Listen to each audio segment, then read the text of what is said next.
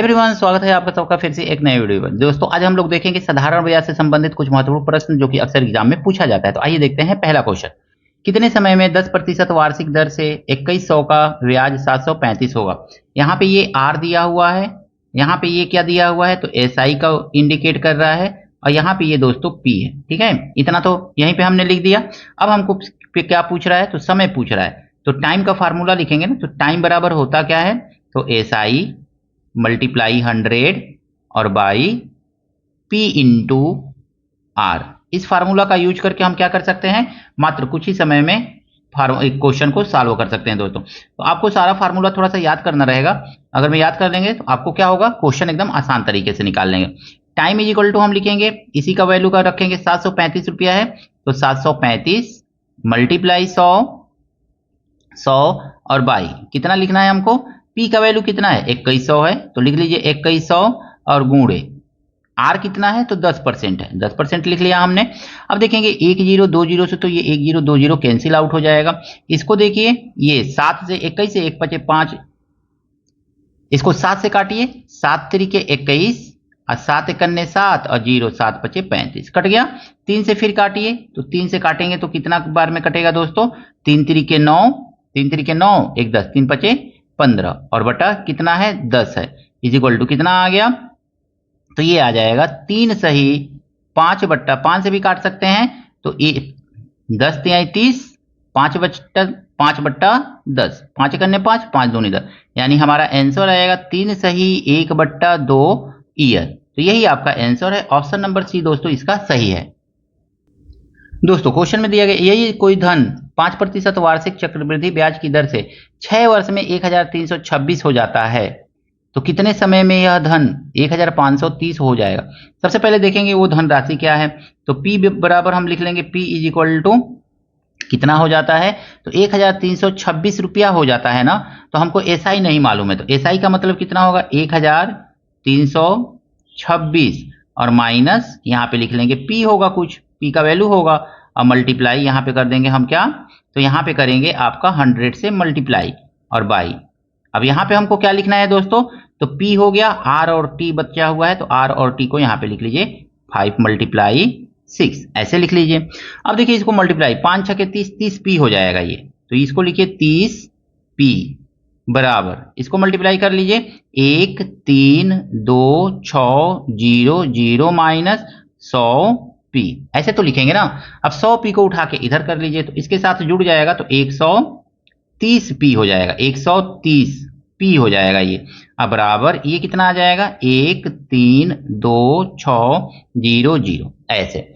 अब इसको क्या करना है दोस्तों ना, आपको काट देना है, 1 0 से आपका ये 1 0 कट जाएगा, 13 से काटेंगे तो कितना आएगा 13 एकने 13 0, 13 दूनी 26 0, यानी P का वैल्यू आ गया दोस्तों 10 20, यही तो आ रहा है ना। P का वैल्यू ध्यान से देखिए 10 20 आ रहा है, तो P बराबर हम यहाँ पे लिख लेंगे 10 20।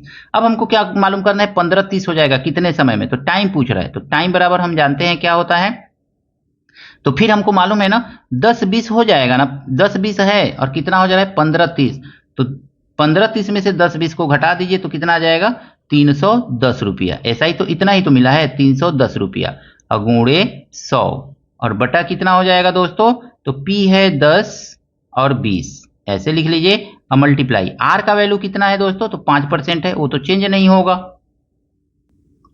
यहाँ पे दोस्तों 1530 में से 10 20 को घटाएंगे तो ये 510 आएगा, 510 आ गया।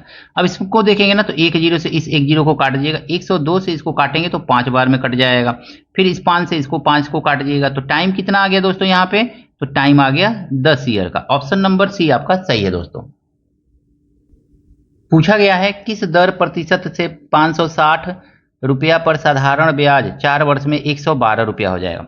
ये आपका एसआई दिया हुआ है दोस्तों, ये एसआई दिया हुआ है आपका यहाँ पे, और ये दे रहा है पी आपका दोस्तों, और यहाँ पे दे रहा है ये टाइम दिया हुआ है टी, यानी कि इसको हम टाइम टी लिख सकते हैं।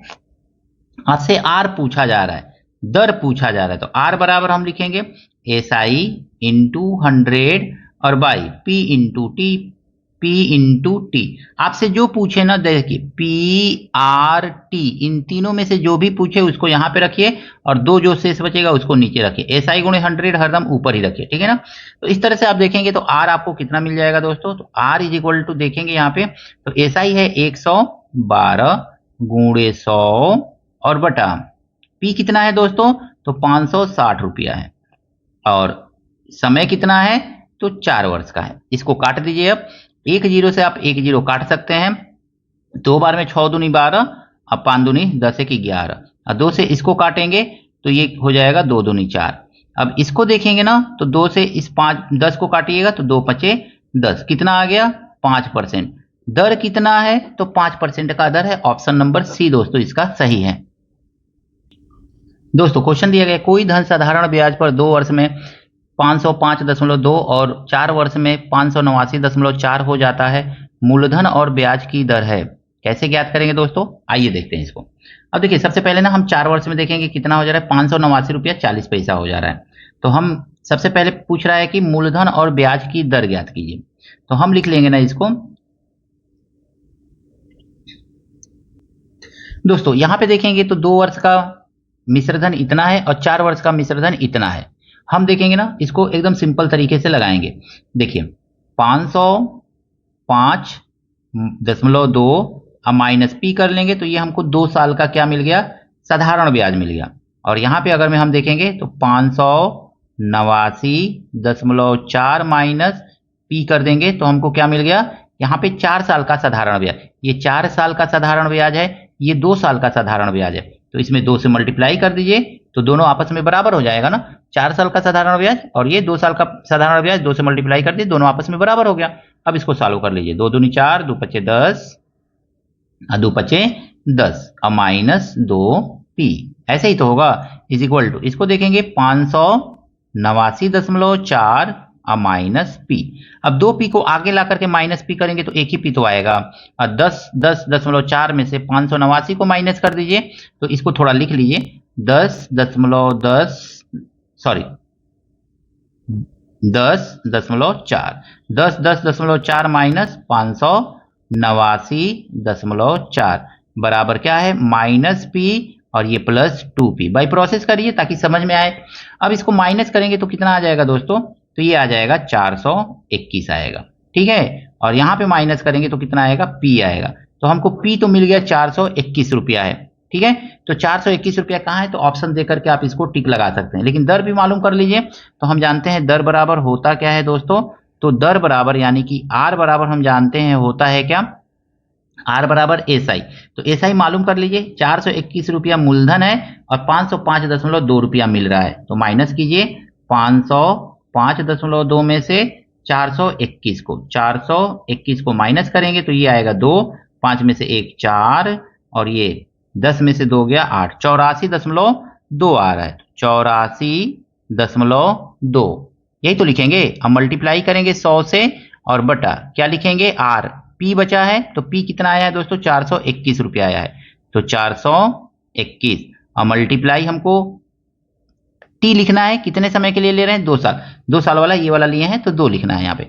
इससे इसको काटेंगे ना तो ये 0.2 बार में कट जाएगा, 4 दूनी 8, 2 दूनी 4, 1 2 2 कट गया। 2 से इसको काटेंगे तो 0.1 बार में कट जाएगा।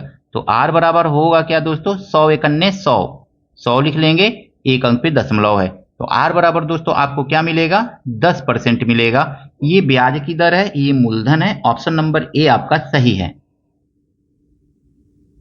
दोस्तों इस तरह के क्वेश्चन को एकदम सिंपल तरीके से कैसे सॉल्व करेंगे, कोई धन 6 वर्ष में किस ब्याज की दर पर अपने का 7/4 गुना हो जाता है।